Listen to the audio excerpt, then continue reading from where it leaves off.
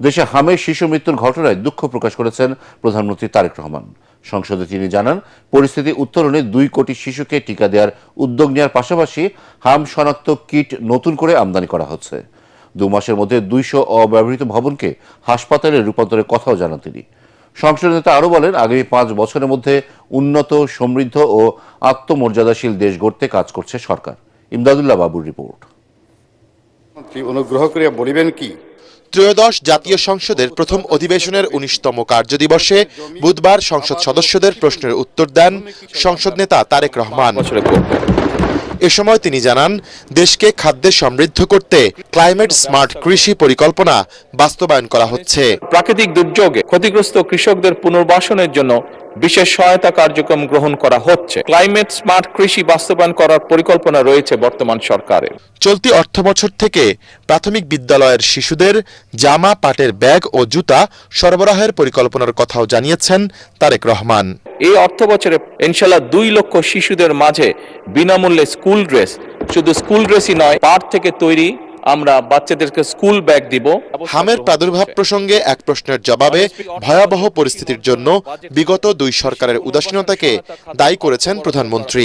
হামের টিকা গত কয়েক বছর ধরে বিদেশ থেকে আমদানি করা হয়নি। আর দুঃখজনক, আমরা অনেকগুলো শিশুর প্রাণ ঝরে গিয়েছে, আমাদের মাঝে থেকে চলে গিয়েছে।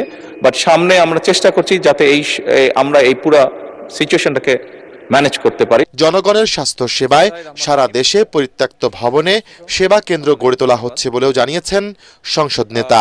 মাস 2-এর ভিতরে এইগুলো শিশু এবং নারীদের চিকিৎসার জন্য এই বিল্ডিংগুলোকে উপযোগী করে গড়ে তোলা হবে। মাননীয় স্পিকার, সবার আগে বাংলাদেশ দর্শনে আগামী 5 বছরে বাংলাদেশকে নিয়ে সরকারের মহাপরিকল্পনার কথাও তুলে ধরেন প্রধানমন্ত্রী। আগামী 2026-27 অর্থ বছরে এবং আগামী 5 বছরের কর্ম পরিকল্পনা প্রণয়ন করেছে। এই সকল উদ্যোগ আমরা বাস্তবায়নের চেষ্টা করছি। সরকারের পরিকল্পনা বাস্তবায়নে সংশ্লিষ্টদের সহযোগিতাও চান সংসদ নেতা। মহামান্য শব্দটি মনে হয় ব্যবহার করেছেন, দয়া করে আমাকে এর পরে অ্যাড্রেস করার সময় কখনো এই কথাটি আর বলবেন না। ইমদাদুল্লাহ বাবু, ATN বাংলা, ঢাকা। দেশের বর্তমান জ্বালানি সংকটে ক্রয়াদেশ স্থগিত করছে বিদেশি ক্রেতারা বলে জানিয়েছেন Bangladesh chamber of industries BCI সভাপতি আনারুল আলম চৌধুরী। আস্থা হারিয়ে অর্ডার ভারতে চলে যাচ্ছে বলেও জানান তিনি। এই অবস্থায় করমুক্ত আয়সীমা বাড়ানো সহ কর হার কমানোর দাবি জানিয়েছেন ব্যবসায়ীরা। জাতীয় রাজস্ব বোর্ডে প্রাক বাজেট আলোচনা সভায় এ দাবি জানান তারা। এ সময় দেশের স্বার্থে আইন মেনে কর দিতে ব্যবসায়ীদের আহ্বান জানান NBR চেয়ারম্যান তরিক ইসলামের রিপোর্ট। আমরা চাই ভ্যাটটা আইডিয়াল সিস্টেমে চলুক। 2026-27 অর্থ বছরের বাজেট প্রণয়নের পূর্বে NBR কার্যালয়ে ঢাকা ও ঢাকার বাইরের বিভিন্ন ব্যবসায়ী সংগঠনের সাথে জাতীয় রাজস্ব বোর্ডের এই প্রাক বাজেট আলোচনা সভা। এ সময় চলমান পরিস্থিতিতে ব্যবসায়ের নানান সীমাবদ্ধতার কথা তুলে ধরেন ব্যবসায়ী নেতারা। জ্বালানি সংকটে বাজার হারানোর শঙ্কার কথাও জানান তারা। বেশ কিছু বড় বড় হাউস ওরা এই মেসেজগুলি কিন্তু আমাদেরকে দেওয়া শুরু করছে। আমরা কিন্তু এখন দেখছি যে জুলাই অগাস্টের অর্ডারগুলি থেমে গেছে, যেগুলি আসার কথা ছিল, খুব স্লো হয়ে গেছে। খুব কষ্ট করে ডিসকাশন করা হচ্ছে, এখনো কিন্তু কেউ দিতে পারেনি। ওদের ঢাকা অফিসের কথাও কিন্তু এখন উপরে ওরা শুনতে চাচ্ছে না। ঢাকা অফিসও কিন্তু একটু ফ্রাস্ট্রেটেড। আলোচনা সভায় NBR চেয়ারম্যান বলেন, ব্যবসা বান্ধব বাজেট করা হবে, তবে আইন মেনে ব্যবসা পরিচালনা ও কর দিতে ব্যবসায়ীদের প্রতি আহ্বান জানান তিনি। এখন আমরা তো আসলে যেভাবে আপনারা চান যে আমি 7.5 দিব, 10 দিব, 5 দিব, 2.5 দিব, এটা তো আর ভ্যাট হলো না। আমরা যদি রিয়েল ভ্যাটটাকে ইম্পোজ করতে পারি, কোনো ভ্যালু এডিশন পর্যায়ে কোনো জায়গাতেই 2-2.5%, 3%-এর বেশি ভ্যাট হওয়ার কথা না। এখন আমরা যখন এই ট্রাঙ্কেটে গেলাম, আপনাদেরকে বেশি ভ্যাট দিতে হচ্ছে এবং এটার মধ্যে ওভারঅল একটা ঝামেলা রয়ে গেছে। সেই জন্য আমরা মনে করি আমরা এবার আপনাদের কাছ থেকে এই অনুমতিটা চাই যে আমরা স্ট্যান্ডার্ড ভ্যাট রেটে চলে যাই। ইভেন 10 যেটা বললেন, এটা 10 দরকার নাই, এটা 15 হয়ে যাক। দেশের নবায়নযোগ্য জ্বালানির প্রসারে সব ধরনের সহযোগিতার কথা জানান NBR চেয়ারম্যান। আপনার আলটিমেটলি ওই লাস্ট স্টেজে গিয়ে। তরিক ইসলাম, ATN বাংলা, ঢাকা। মধ্যপ্রাচ্য সংঘাত নিরসনে ইরানকে এবার চরম পত্র দিলেন মার্কিন প্রেসিডেন্ট ডোনাল্ড ট্রাম্প। একটি ঐক্যবদ্ধ প্রস্তাব উপস্থাপনের জন্য তেহরানকে সময় বেঁধে দিয়েছে ওয়াশিংটন। যুক্তরাষ্ট্রের হাতে ইরানি জাহাজ জব্দের কয়েক ঘন্টার মাথায় 2টি জাহাজ জব্দ ও একটি জাহাজে হামলা করেছে ইরানের বিপ্লবী গার্ড বাহিনী IRGC। এতে হরমুজ প্রণালী কার্যত এখনো অচল। পুরো বিশ্ব এখন তাকিয়ে আছে ইরান পাল্টা প্রস্তাবে কি শর্ত জুড়ে দেয় সেদিকে।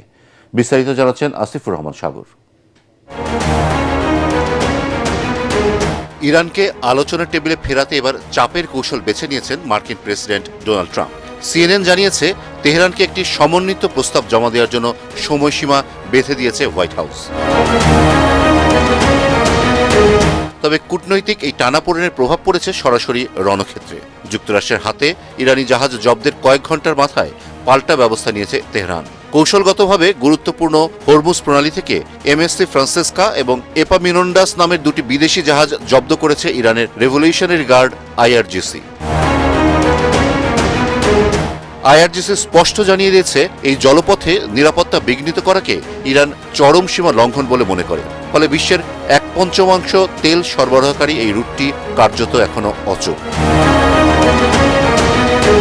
এদিকে যুদ্ধের ক্ষত গভীর হচ্ছে ইরানের অভ্যন্তরীণ অর্থনীতিতে। চলমান সংঘাতে ইতোমধ্যে কাজ হারিয়েছেন 20 লাখের বেশি মানুষ। মার্কিন হামলায় ধ্বংস হয়েছে তেল গ্যাস ক্ষেত্র সহ গুরুত্বপূর্ণ শিল্প অবকাঠামো। সেই সাথে ইন্টারনেট ব্ল্যাকআউট স্থবির করে দিয়েছে দেশটির ডিজিটাল অর্থনীতিকেও।